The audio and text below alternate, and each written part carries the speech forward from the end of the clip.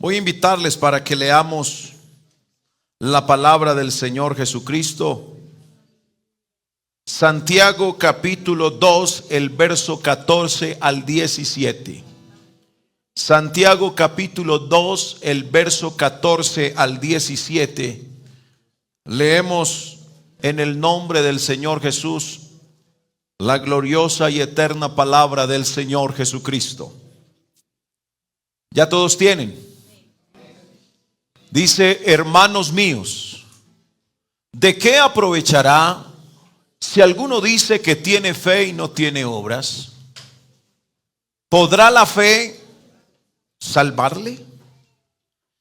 Y si un hermano o una hermana están desnudos y tienen necesidad del mantenimiento de cada día, y si alguno de vosotros les dice: id en paz y calentaos y saciaos, pero no le dais las cosas que son necesarias para el cuerpo, ¿de qué aprovechará? Así también la fe, si no tiene obras, es muerta en sí misma. Vamos entonces a estudiar un poco acerca del llamado que Dios hace.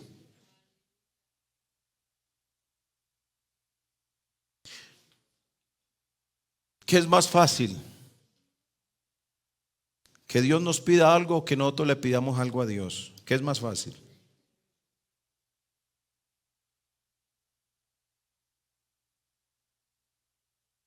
Pues yo creo que hasta los inconversos le piden a Dios. Pero que Dios me pida algo a mí. Y quiero que meditemos en esto. ¿Qué pide o qué nos pide el Señor a nosotros? Y cuando Dios nos pide algo, ¿cómo reaccionamos?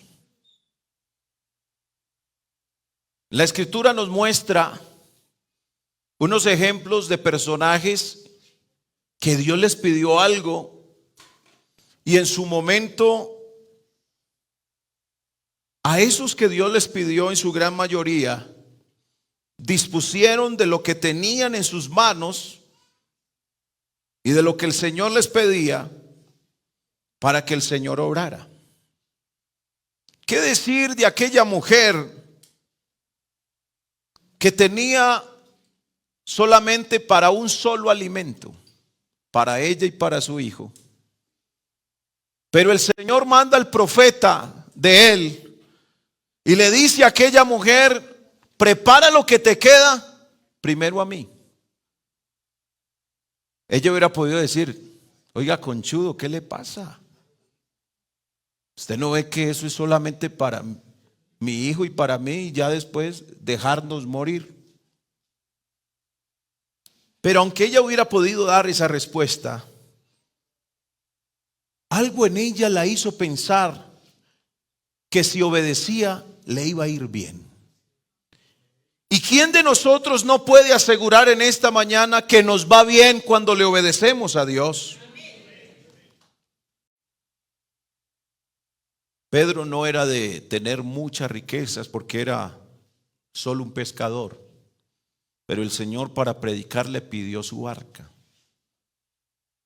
Y él accedió a lo que Dios, en su manifestación en carne, el Señor Jesucristo, le estaba pidiendo: que le prestara su barca para él dirigirse a la multitud y enseñarles. Y Pedro accedió.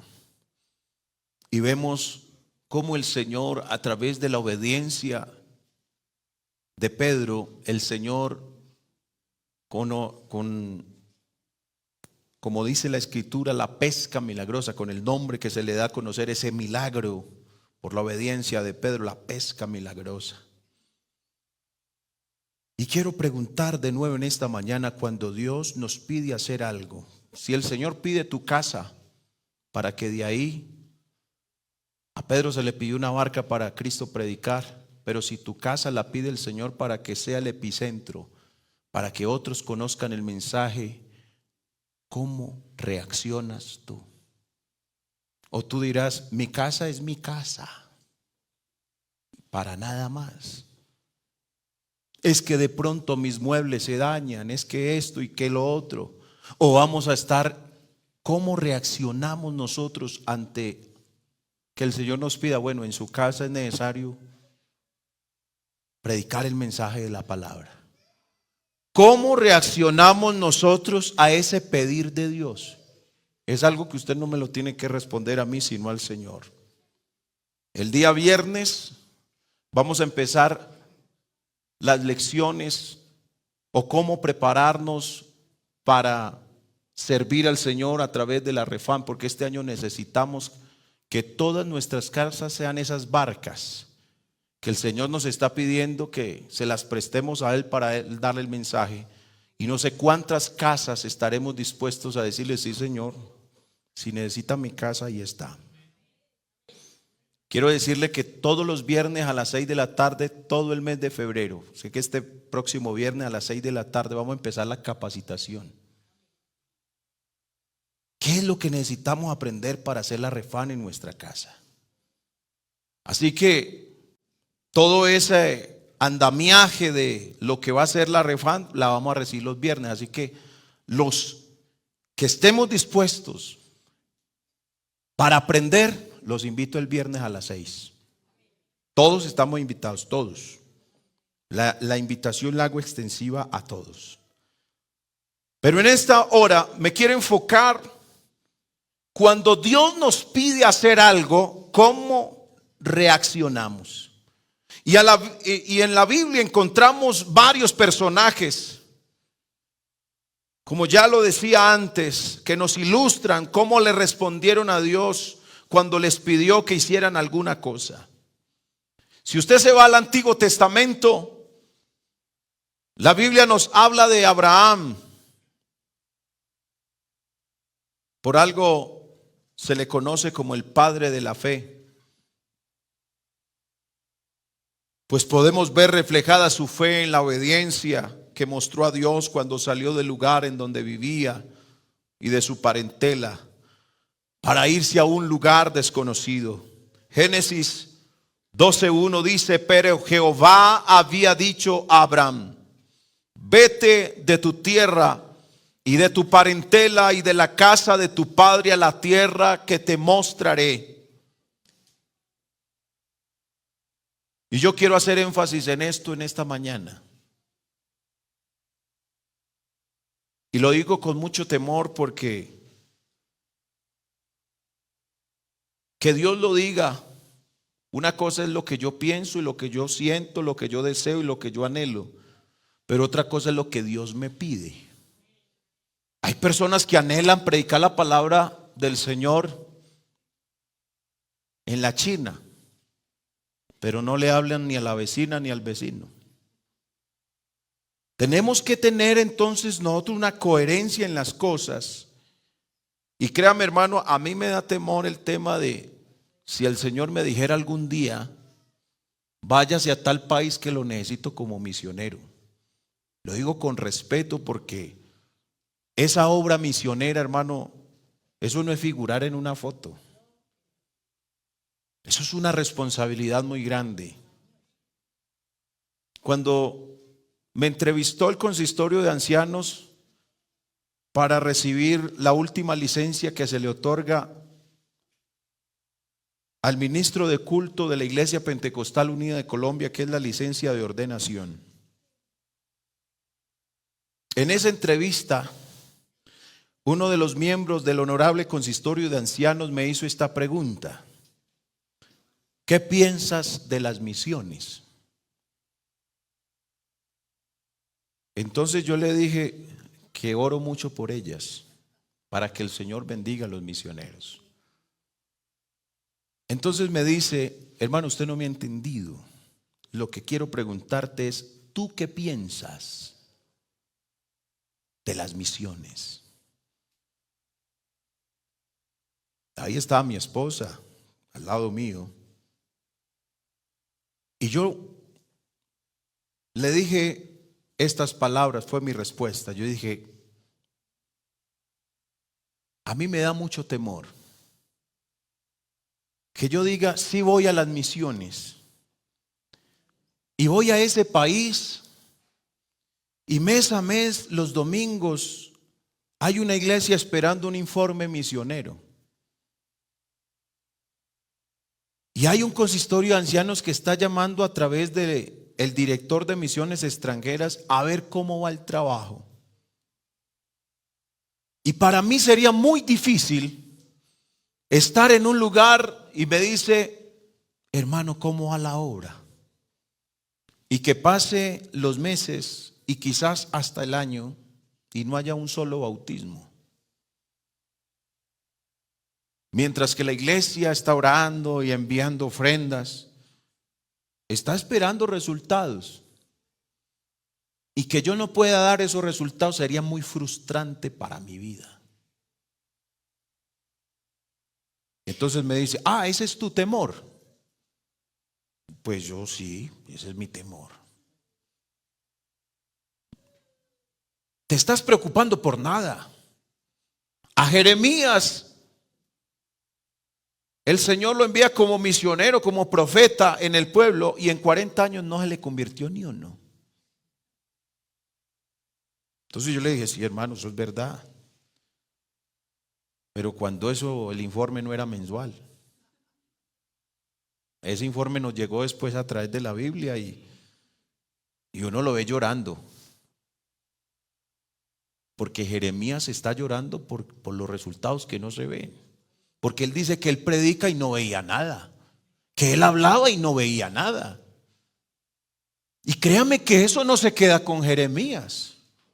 Ni en un misionero. Ahora estamos hablando de los que estamos aquí. Quizás cuántos de los que estamos aquí pensamos igual. Es que yo hablo y nadie se convierte. Es que yo he dado el mensaje, pero no he visto esas personas a las que le he hablado la palabra de Dios, ni siquiera las he visto en culto. Y eso puede invadir la mente de más de uno y decir, no, es que esto es una misión imposible.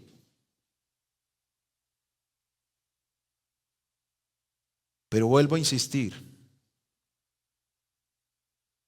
Dios quiere mostrar su gloria a través de cada uno de nosotros. Dios quiere trabajar con nosotros. Dios lo puede hacer directamente, pero Él quiere contar con estos vasos útiles y de honra que se colocan en sus manos.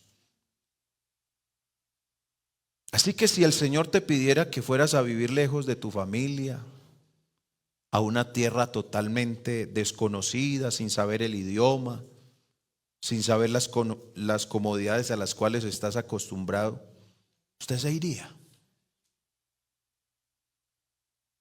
Pero Abraham, dice la Escritura, en el verso 4 del capítulo 12 de Génesis, él no se puso a pensar, ¿será que mi esposa va a estar cómoda? Porque los que tenemos familia, pensamos en la comodidad de la familia. Y de hecho, cuando usted va a salir a vacaciones, usted primero se cerciora para dónde va. Y mira que el lugar tenga ciertas comodidades para usted saber a dónde llegar.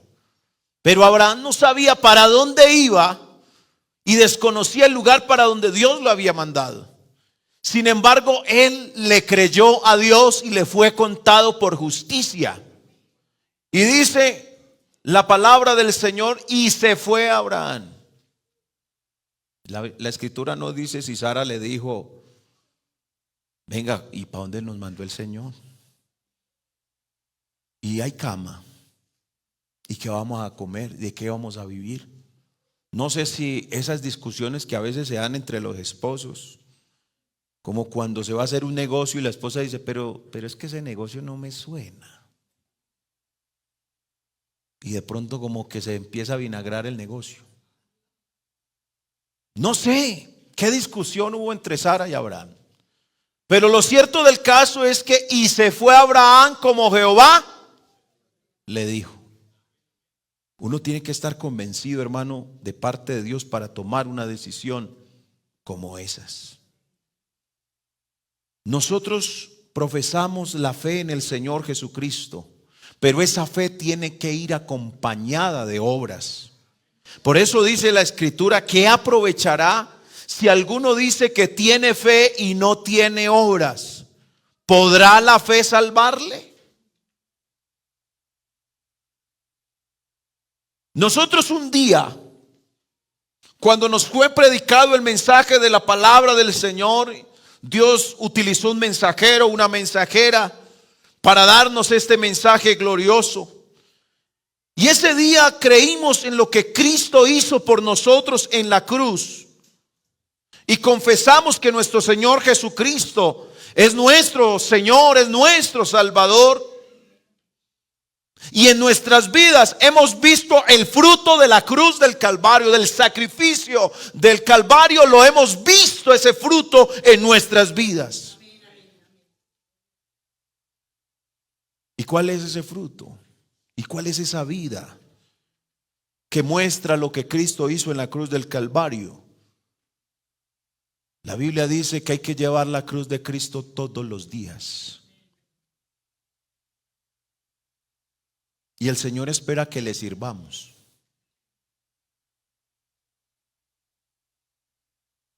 Y es importante en este momento resaltar lo que la palabra del Señor nos dice.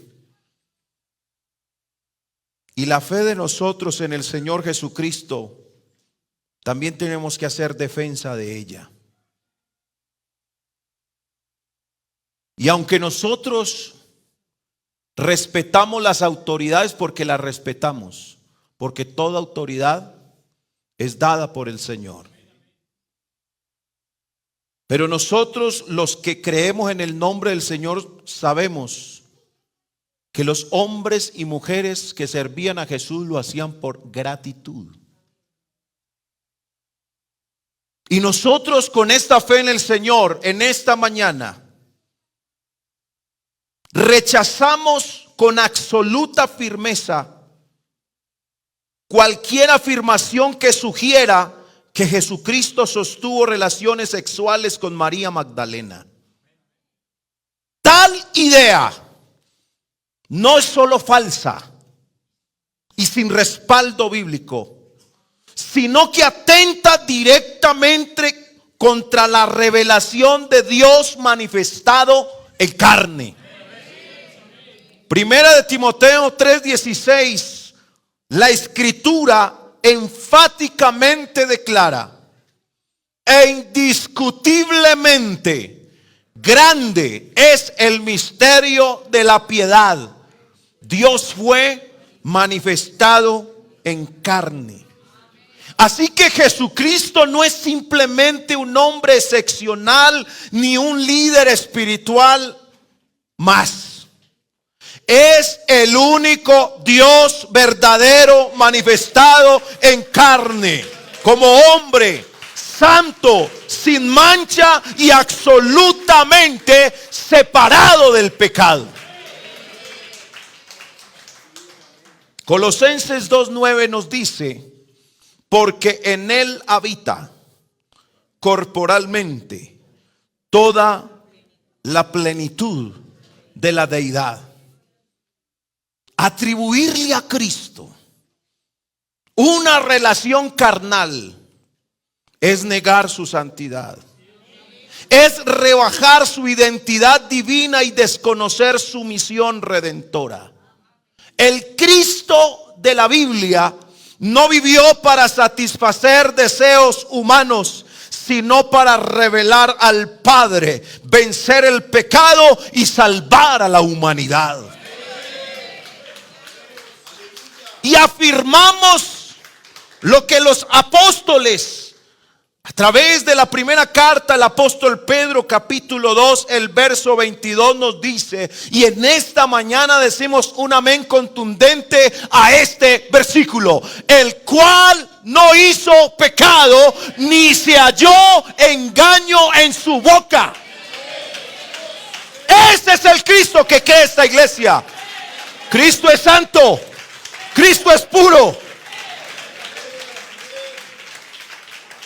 María Magdalena fue una mujer restaurada plenamente por el poder de Jesucristo. Fue discípula fiel. Y ella fue una de las que fue testigo de la resurrección de nuestro Señor Jesucristo. Así que convertir esa historia en una narrativa sexual es distorsionar el evangelio y deshonrar tanto a Cristo como a ella. La fe que nosotros creemos en el Señor Jesucristo es una fe apostólica que no se edifica sobre la especulación de la literatura popular o por las provocaciones ideológicas, sino sobre la revelación eterna de un único Dios verdadero. Deuteronomio 6:4 dice: oye Israel, Jehová nuestro Dios, Jehová uno es. Así que negar la santidad de Cristo no es una opinión más. Es negar quién es Dios. Defender esta verdad no es intolerancia. Es fidelidad a la revelación bíblica. Por eso en esta mañana, todo lo que diga el Señor, nosotros lo creemos. Y lo que diga la palabra del Señor es el testimonio vivo de quién es nuestro Dios. Así que en esta mañana, la iglesia que ha creído en el Señor Jesucristo, no estaremos de acuerdo, ni estaremos jamás con ninguna afirmación que intente degradar o humanizar carnalmente a Jesucristo, porque Jesús no está sujeto a la opinión de los hombres. Jesucristo es la máxima autoridad del universo. Y aquí lo creemos, lo confesamos y lo predicamos. Dele fuerte ese aplauso a la máxima autoridad de todo el universo. Aleluya. Alabanzas al nombre de Jesús. Alabanzas al nombre de Jesús. ¿Cuántos creemos que nuestro Señor Jesucristo es santo? ¿Cuántos creemos que el Señor Jesucristo es altísimo? ¿Cuántos creemos que el Señor Jesucristo es santísimo?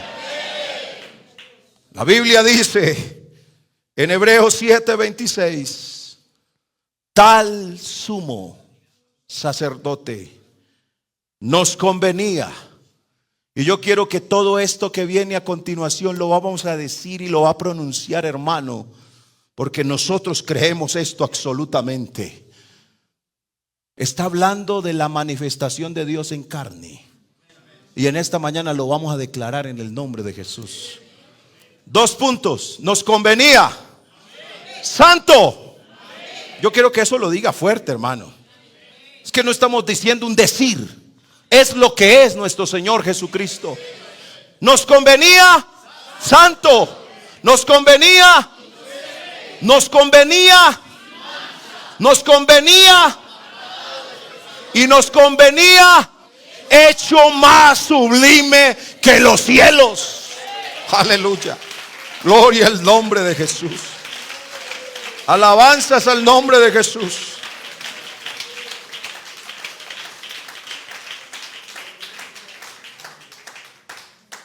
Creemos que Él es la verdad eterna.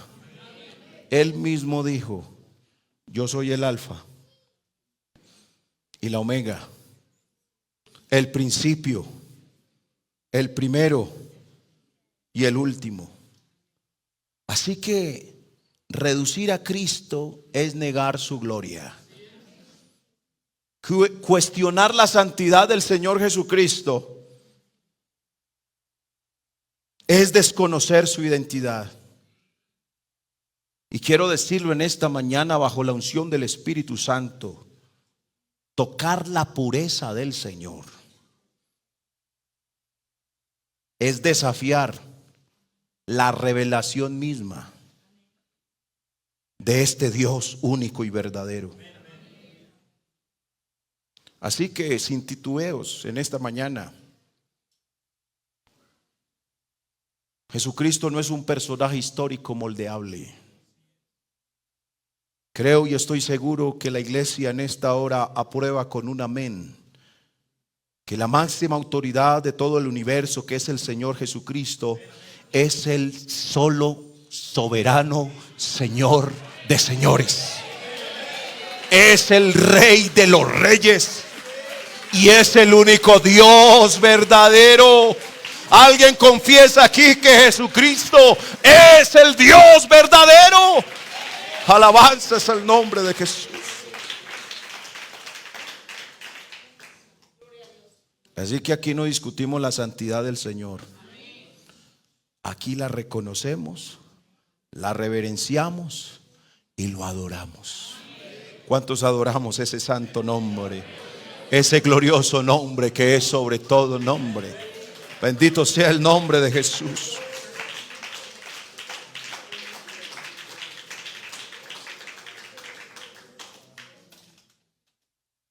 Eso es lo que el Señor espera de nosotros. Que defendamos la fe en el Señor sin titubeos. Abraham también mostró su fe cuando Dios le pidió que sacrificara a su hijo Isaac. Y sabe que entre más conocemos a Dios, Él nos va a pedir cosas más difíciles. Al principio solamente le dijo: vete de tu tierra y de tu parentela. Pero a la medida que vamos conociendo a Dios, Él nos va pidiendo más cosas que aparentemente para nosotros, hablo desde la humanidad, pueden ser difíciles. Si a mí al iniciar el ministerio me hubieran dicho que el Señor me iba a permitir algún día ver multiplicarse las congregaciones, quizás de pronto no lo hubiera visto así. Pero uno entre más va conociendo a Dios y Dios se deja conocer en nuestras vidas, nos va pidiendo más cosas. La hermana Diana ahorita contó su propio testimonio. Hay cosas que Dios nos va a pedir en el momento. Usted no se espera lo que Dios le va a pedir, pero Él espera que en ese momento que nos pida algo, reaccionemos a ese llamado que nos está haciendo. Santiago, capítulo 2, el verso 21 y 22, dice las Sagradas Escrituras, hablando de Abraham: no fue justificado por las obras Abraham nuestro padre cuando ofreció a su hijo Isaac sobre el altar. ¿No ves que la fe actuó juntamente con sus obras y que la fe se perfeccionó por las obras? Ahora este texto lo vamos a analizar con Génesis 22:1. Aconteció después de estas cosas que probó Dios ¿a quién? A Abraham, y le dijo: Abraham, y él respondió. Mire, hermano, que sin titubeos Abraham no se puso a esperar que el Señor me vuelva a llamar. No. Abraham inmediatamente Dios lo llama, él le responde: heme aquí. ¿Cuánto tardamos nosotros al llamado de Dios? ¿Cuántas veces hemos escuchado que el Señor nos llama, que Él cuenta con nosotros para que otros conozcan de Él? Pero ¿cuánto hemos tardado nosotros en decirle: heme aquí? ¿Cuánto nos hemos demorado?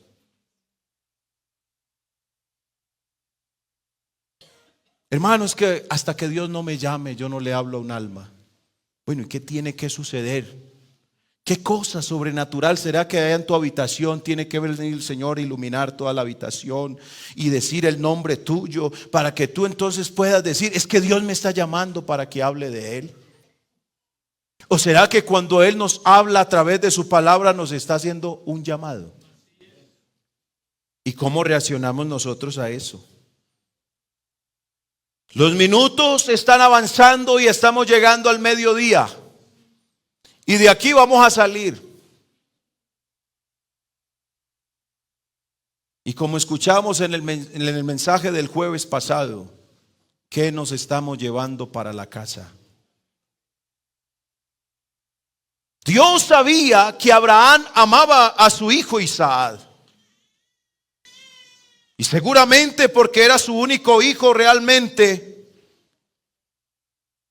Le tenía una gran estima porque lo había tenido en su vejez. Pero en algún momento Isaac pudo convertirse en un ídolo para Abraham. Pero cuando él estuvo dispuesto a ofrecerlo en holocausto, es lo que estaba demostrando con sus hechos, que amaba más a Dios que a su hijo. Y yo en esta mañana, hermanos, con todo el amor del Señor Jesucristo, quiero decirles, realmente está el Señor Jesucristo como el primer lugar en nuestros corazones.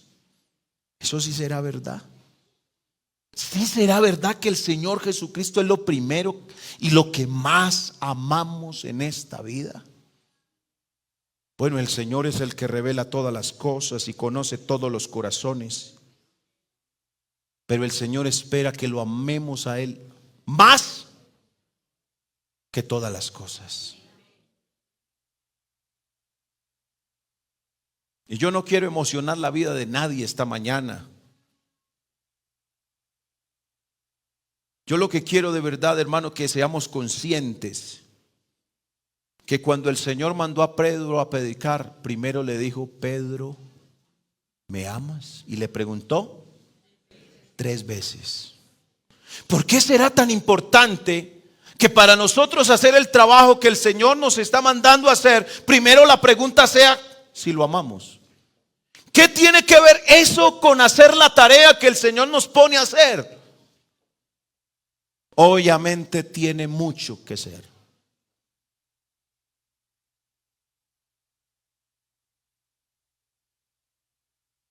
Cuando uno está enamorado, de verdad, uno habla de esa persona a quien ama.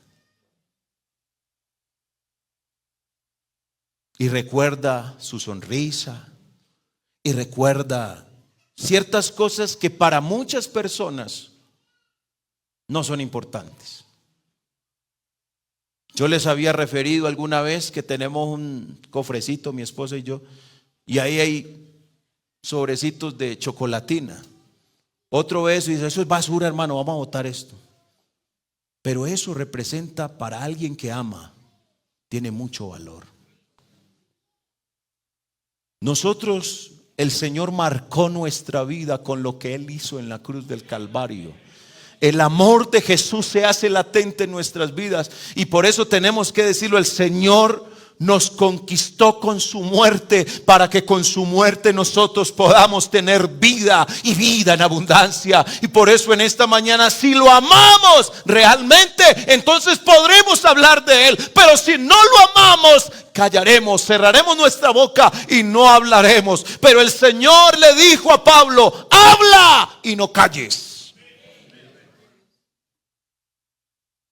Lejos esté de nosotros el pensar en hacer algo sin amar a Dios.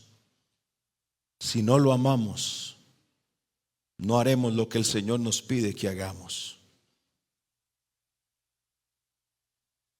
Y yo quiero invitarle en esta mañana a que nos enamoremos más del Señor. Y yo quiero ver en este momento la mano levantada de alguien que sinceramente le quiere decir: Señor, quiero amarte más. Quiero amarte más. Porque en la medida que lo amemos, en la medida que nos acerquemos, entonces haremos las cosas por amor, no por otra cosa en particular.